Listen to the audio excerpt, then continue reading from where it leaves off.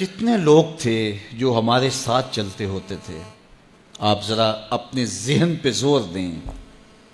بچپن کے دوست، کلاس فیلوز، کاروباری ساتھی، گلی محلے کے لوگ، رشتہ دار، اعزاء و اقربا، آباء و اجداد، اور کتنے لوگ آپ کے مخالفین، معاندین، یہ ساری فہرست ذہن میں لائیں تو ایک دم خیال پڑتا ہے فلاں بھی چلا گیا، فلاں بھی چلا گیا.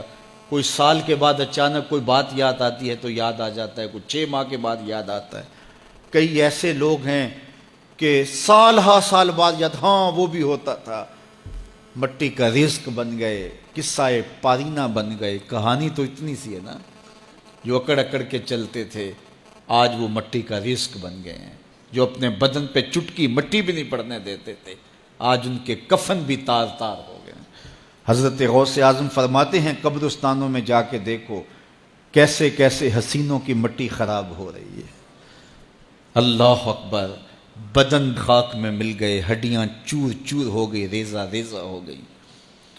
قبروں کے نشان بھی مٹ گئے، کتبے بھی ٹوٹ گئے. مٹ گیا مشتاق دل سے رنگے یاد رفتگاں، پھول مہنگے ہو گئے، قبریں پرانی ہو گئی. کون کسی کو یاد کرتا ہے؟ اور اسی طرح ہم مل کے مٹی کا رزق بننے والے ہیں، لیکن کوئی ایسا کام چھوڑ جائیں گے، اپنے رب سے جڑ جائیں گے، اپنے رب کے بندوں سے جڑ جائیں گے، رسول کریم کے دامن کو تھام لیں گے تو پھر موت بھی مرنے نہیں دے گی.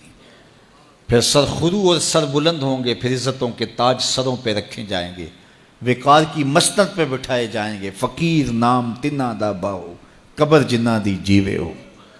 پھر قبروں پہ بھی چراغاں ہوگا جب ہم ان سے جڑ جائیں گے. تو یہ مختصر زندگی کی تمام تر لطافتوں کے حصول کے ساتھ گزرنی چاہیے. کتنے نوجوان ہیں جنہوں نے اپنی توبہ کو مؤخر کیا تھا بڑھاپے کے لیے، اور آج قبرستانوں میں دفن ہیں.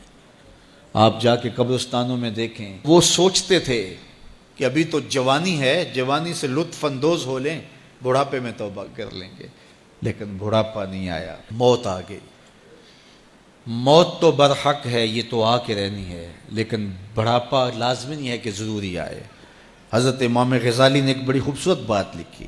فرماتے ہیں معاشرے میں نظر دوڑا کے دیکھو، زیادہ بچے ہیں، زیادہ جوان ہیں یا زیادہ بوڑھے ہیں؟ تو کہا آپ کو بچے زیادہ ملیں گے. ہر گھر میں دیکھ لیجئے، بچے زیادہ ہوں گے، جوان ان سے کم ہوں گے، بوڑھے ان سے کم ہوں گے.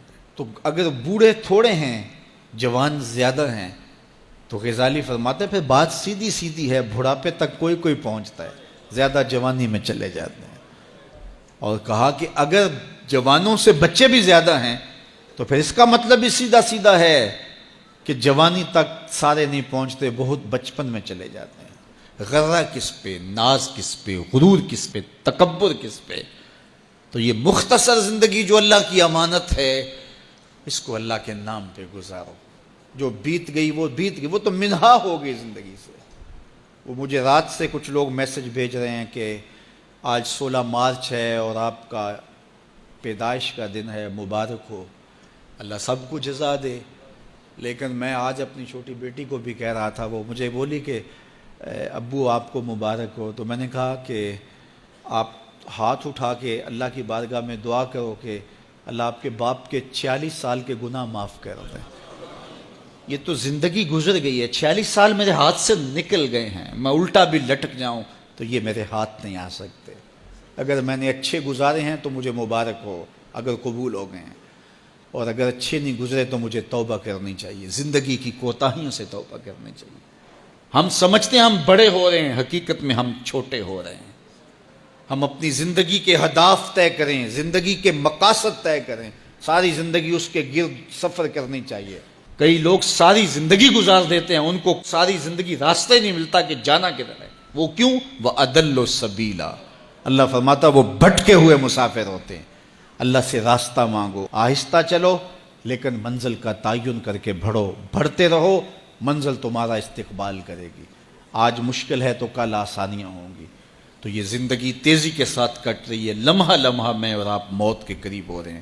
قبل اس سے کہ وہ وقت آئے کوئی حجت باقی نہ رہے، مجھے اور آپ کو اپنی آخرت کی تیاری کی کوشش کرنی چاہیے.